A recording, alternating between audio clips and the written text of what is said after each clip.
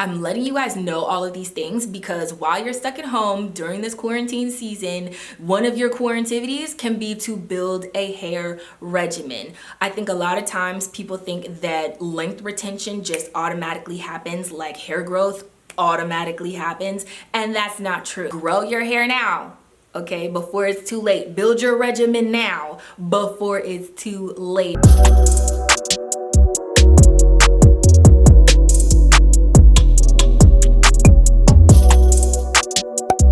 Wonderfros, or welcome back to my channel. My name is eVani, and today I'm going to be giving you guys a crash course in how to grow your hair. I don't want this video to be super long, so I'm not going to be getting into too much detail. There is a plethora of information on my channel and also on other YouTubers' channels, and just things that you can Google to find out what I am talking about. But if you have been on your natural hair journey for a hot minute, then this isn't news to you. And if you just big chopped yesterday, this will be a skeletal bare bone structure on how you can build a hair regimen and how to retain length. Another thing I wanted to mention that we're not going to talk about in this video is my hair, my puff right now. It's got some product buildup in it. This is like 3-4 days after I did my twist out to a wash and go video, and I also don't like how it hangs in the back. I haven't been happy with how my puffs look for a couple years now. When it's all picked out, cool, but when it's not, it just, I don't know, I just don't like how it looks. I need a shave real bad, but we're not gonna focus on that, okay? There are 5 things that we do need to focus on prior to you picking products. The first thing is porosity, density, coarseness level, whether or not you're color treated, and your curl pattern / texture. Notice that I mentioned that one last because it is probably the least important when you're actually trying to figure out the state of your hair until it comes to styling. Once you hit styling, texture is going to be important because you can't listen to Susie Bake Oven be like, oh yeah, just brush your hair out. Like, that's important to know that you have a different texture because you can't just brush your hair out. It might break it off. But curl pattern or your texture or curl typing or anything like that is not as important as the other things that I mentioned. So find out all of those things about your hair before you start to pick products. Once you have that base down, then you can start to pick your products. And just an FYI, my hair type in its entirety will be down below in the description box. It is listed in the description box of most, if not all, of my videos, so you guys know if I have a similar head of hair to yours and if you should take my product recommendations seriously, because you can't follow people that don't have hair like you because things aren't going to react the same. So check that out if you're interested, but definitely find that out for yourself because that is the basics before you go shopping in Sally's or in Walmart. Now that you've gotten those fundamentals down, you are going to have to build a regimen based off of those fundamentals. I have 5 steps in my hair regimen, and I'm gonna go over the steps and the different types of products that you can use in order to develop a 5-step hair regimen. You might only need 3, you might only need 2, but cater what you want to however your lifestyle is. So the first step in my hair regimen is pre-pooing. I used to not pre-poo at all earlier when my hair was shorter, but now that it's gotten longer, I definitely do need a pre-poo step. I have gone through several videos of mine that basically state that there are 2 types of pre-poos, ones that are softening and ones that have a lot of slip. Usually ones that have a lot of slip have silicones in them and they feel slippery, literally, and they give your hair a lot of slip as well. Softening ones, in my opinion, tend to soften up my hair and poof it out. It does make it very manageable, but it doesn't necessarily have a whole bunch of slip. So both of those are still important, and depending on your preference, you can pick which one you like, but I use them to detangle my hair. The next step is cleansing and or shampooing your hair and scalp. You need to do both because shampooing just your hair is not going to do anything if you have a dirty scalp, and vice versa. Now, there are several, choose one of the following, several shampoo types that you can use. 1, clay shampoos. 2, sulfates. Sulfates do have harsh detergents in them, so a lot of times naturals are marketed away from using sulfates because they can strip your hair down and take all of the moisture out.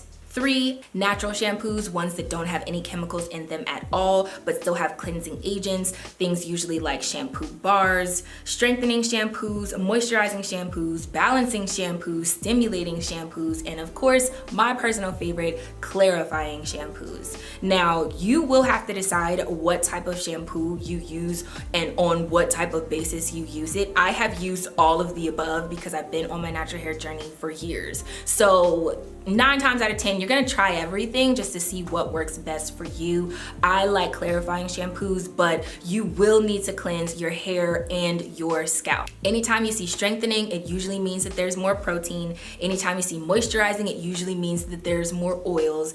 Anytime you see stimulating, it usually has like essential oils in them, like tea tree oils and things that can invigorate the scalp. I know you guys have seen that wording before.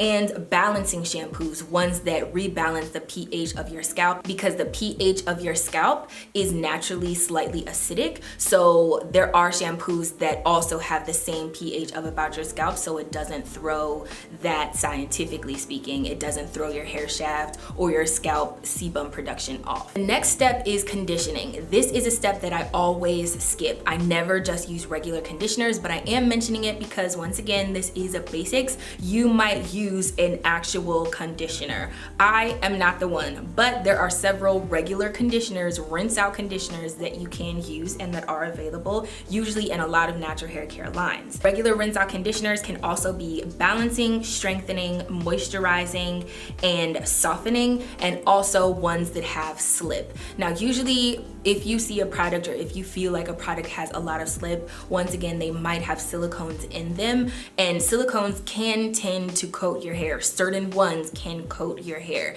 And so often in the natural hair community, it can be like, hey, shy away from silicones because it can cause product buildup. You have to know which silicones do and which ones don't, because not all of them are bad, but a lot of times silicones will give you that slippery, like soft feeling, even if it's not actually moisturizing your hair. But just like with the shampoos, they can be balancing, strengthening, and moisturizing, and the same rules apply. There are, I'm sure, plenty of other conditioner types. There are also stimulating conditioners as well, but because you're rinsing these conditioners out, I don't think you have to put a lot of time and effort into finding out a good rinse out conditioner. Like I said, this is a step I completely skip altogether. The next step is deep conditioners. These, once again, I'm gonna sound like a broken record, but can be strengthening, moisturizing, balancing, and stimulating. Deep conditioners is the step that I skip to immediately after using my clarifying shampoos on a regular basis. All of the same rules apply with the strengthening, moisturizing, stimulating, balancing, okay? They all apply. However, this does stay on your scalp and your hair for a longer period of time. Usually you can either steam as well, sit under a hooded dryer with a plastic cap, or put it on in the shower and like finish the rest of your shower, but it does stay on your scalp and your hair longer. And I personally sleep with my deep conditioners in overnight. So you don't have to do that. That's just what works best for me and my regimen. That's what I like. But depending on the porosity of your hair, you need to find a good deep conditioner. If there's a one step that I don't think anyone should skip ever, is deep conditioning, and on a regular basis. But that's just for me and my hair. Natural hair is naturally more dry than straighter textures, so you are going to have to maintain the protein and the moisture in your hair, and usually deep conditioners help you do that. Now, the next step is the styling process, and I cannot give you guys a one-size-fits-all styling step-through process, but I can just kind of tell you a general mind frame of what you should think through in order to achieve the styles that you want. So the first thing you need to decide is what styles you want to achieve, whether it's a twist out, braid out, wash and go, blowout, whatever. Pick a style, usually something that is going to be sustainable. It'll last like for more than just a few days. I like things that last all week. That's just me. Typically, people I know with higher porosity hair do not have the luxury of letting their styles last all week, so they do have to refresh midweek. But once again, you have to get those fundamentals down before you can pick products that work for you. The second thing you want to decide is what is the best method to get you from point A to point B. So if you decide you want to do a wash and go, you have to pick, hey, do I rake? Do I use the praying hands method? Do I apply my leave-in in the shower? Do I let it sit for a little bit? Do I air dry? Do I diffuse? There's lots of different ways to get from point A to point B. Typically, I find that you want to know the density of your hair in this particular thing because that's going to determine the method that best works for you. People who have a higher density in their hair cannot use the same methods of people who have lower densities because it just doesn't distribute the product as much. So when it comes to styling, once again, you might need to know your texture, your actual curl pattern,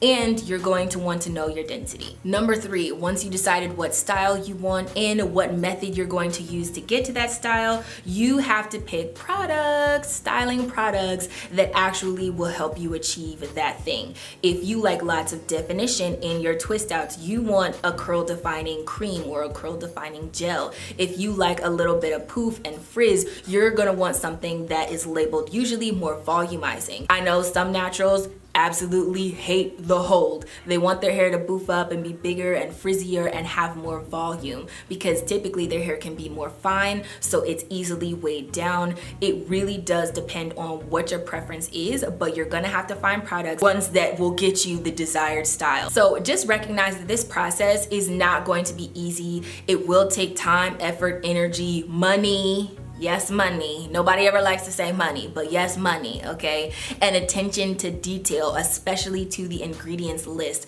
because certain ingredients can have a certain effect on your hair versus having an effect on someone else's hair. Keep in front of you whatever your hair growth goals are so you can actually retain the length to achieve the desired style. Everybody's head of hair is different, so just know this is going to take a hot second, but if you're willing to experiment and figure it out, you're gonna be fine. Also note that every product is not gonna work in every season, so winter months versus summer months, and every product is not gonna work in every climate. If it's extremely tropical or if it's extremely dry and like a desert, it's not going to be the exact same. I have mentioned before over and over and over again that you guys need to pay attention to ingredients. Once you do, you will probably see more often than not that in all of the categories of products I listed, whether it be shampooing and clarifying, conditioning, deep conditioning, and styling products, that they can all contain humectants. Humectants are very active ingredients that take moisture from the most moisturized environment and put it in the least moisturized environment, and depending on your climate and where you live, that can mean that there's lots of water in the air, the humidity is very high, and so your hair has a lower moisture level, or it could mean that you live in a desert area and your hair has a higher moisture level. So humectants are very active. To name 2 very popular ones, glycerin, which you guys know my hair hates, and honey, which my hair actually does respond very well to. But the thing is, be sure to look for ingredients and pay attention to what's in them because active ingredients still matter. I know with skincare, they're really good about saying what's active and then what's just the regular ingredients. Hair care, I don't know if they should also separate it out. I don't know if they're required to, but just know what the active ingredients are because they can shift on you, okay? Even if you don't change anything, they can switch up. A large part of finding out what works for you is the frequency of what works for you. So building a regimen does depend on a schedule and actually doing what comes on the schedule. When I first started my hair journey, I would write down on the month, like, hey, I'm gonna do a clay wash once a month. I'm gonna use a clarifying shampoo every other week. I'm gonna do a protein deep conditioner once a month. Literally, this all depends on your lifestyle, your schedule, and what works best for your hair based off the fundamentals and your body type and what literally your actual body needs in order to retain length. So this can switch up a lot. Literally take a couple months. Hey, I'm gonna clarify every single week. If that leaves your hair dry, one, you need to be paying attention if it leaves your hair dry, but if that leaves your hair dry, then scale back the clarifying shampoos, okay? Go for the moisturizing ones and see how your hair reacts then. I'm letting you guys know all of these things because while you're stuck at home during this quarantine season, one of your core activities can be to build a hair regimen. I think a lot of times people think that length retention just automatically happens like hair growth. automatically happens, and that's not true. You have to be very intentional about your hair growth. Had I not documented my hair correctly, documented my process and my journey correctly, and made an effort to retain the length that grew out of my scalp, you probably wouldn't see as much success in my hair journey as you do today. And it's because, like I said, you have to do it on purpose. Some people genetically have a predisposition to grow hair down to their ankles, and they don't have to do very much, okay? But for those of us that do have to be more intentional about hair growth, you do have to maintain the hair that grows out of your scalp. And in order to do that, be on purpose, be intentional, write it down, make a schedule, and follow all of these steps. Grow your hair now, okay, before it's too late. Build your regimen now before it's too late. And once you get back in the regular swing of things, it'll be a lot easier to keep up with something you already know is working for you. So hopefully you guys enjoyed this video. If you did, don't forget to give it a thumbs up. Remember to let your spirit, soul, and hair stay lifted like an afro puff, and subscribe down below to my world so you don't miss any more videos from me. And if you do, then I will see you in the next one. Bye guys.